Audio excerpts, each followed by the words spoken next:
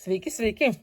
Ačiū, kad stebit mano kanalą ir prenumeruojat. Ačiū, kad spaudžiat patiktuką. Ačiū, kad komentuojat, užteks maišyt. Ir kuo nudžiugins mūsų rytojus 4 mum kortos pasirinkti. Taip, pirmam variantui skaitau. Labai rimta diena ateina, labai daug darbų, daug veiksmų. Darbas veja darbą, reikalas veja reikalą, jau jūs manot, kad nespėsit, bet kažkaip suspėjat ir sutvarkot visus svarbius reikalus. Čia jau jūs net išsigandę, nes reikalai visi susirinko neatidėliotini ir jeigu kurio nors nespėsit, jūs manot, tai jau bus pasaulio pabaiga. Nebus jokios pasaulio pabaigos.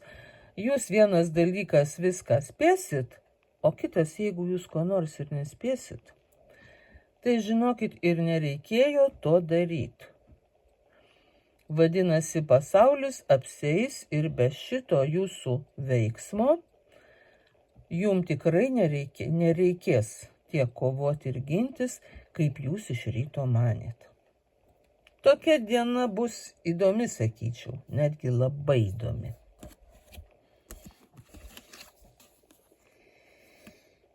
Taip, o čia kas kita, antrasis variantas gauna visišką progą pasilepinti. Jūsų visi sunkiausi darbai, tai gali būti nueiti į parduotuvę, nusipirkti ką nors skanaus ar gražaus, arba paskambint kokiam nors skanėstų atnešėjam, o visą kitą laiką jūs lepinsitės ir mėgausitės. Jūs jau visus darbus padarėt, jūs jau viską atlikot, jūs jau viską sukaupėt, jūs jau viską sutaupėt ir viską išmokot ir padarėt. Dabar jūs turit visko pakankamai ir galit viską sau leist, galit sėst va taip į foteliuką ir atsivers knygutę, ar atsivers planšetę ar telefoniuką savo. Ten kažkokio tai turit saldaus, skanaus gėrimo ir kitų dalykų. Jum rytoj yra visiško pasilepinimo diena ir tai jum patiks. O kam nepatiktų?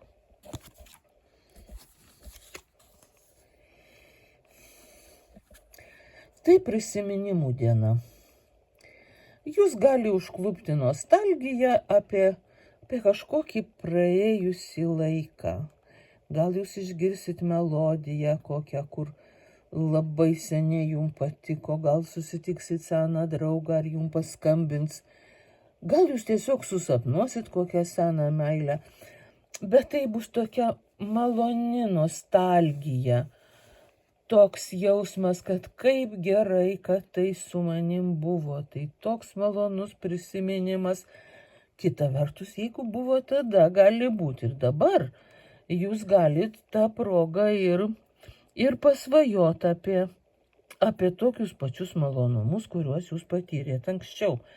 Galbūt jūs norėjot kažką nusipirkti gražaus ir pamiršot, arba nusipirkot ir paskui jau susidėvėjo ir dabar nueisit ir rasit kažką tokio, ar ką nors tokio skanaus prisiminsit, ką valgėt ar gėrėt. Ar nusinorėsit gėlytę tokią užsiaugint, kurią kažkada auginot? Na, tai bus labai jausmingai surišta su praeitim, bet taip pat ir apie tai, kad gali tai pasikartot. Kad tai, kas buvo labai malonu jau anksčiau, gali kartotis ir dabar. Tokią puikią kortą pasirinkot.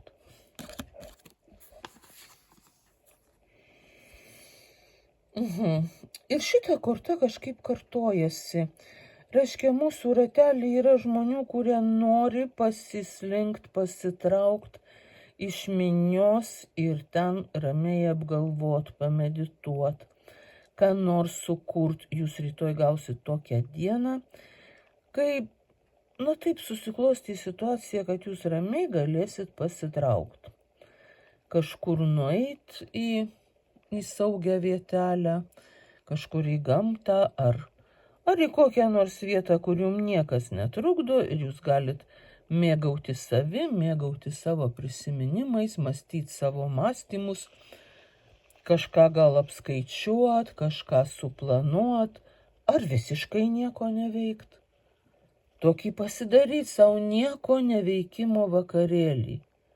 Sėdit ir džiaugiatės, kaip gerai viskas klostosi, o daryt nieko nereikia. Ir gal sugalvosit apie tai knygą parašyti. Na, parašysit jau paskiau. Tai va tokia irgi labai, sakyčiau, maloni ir naudinga situacija.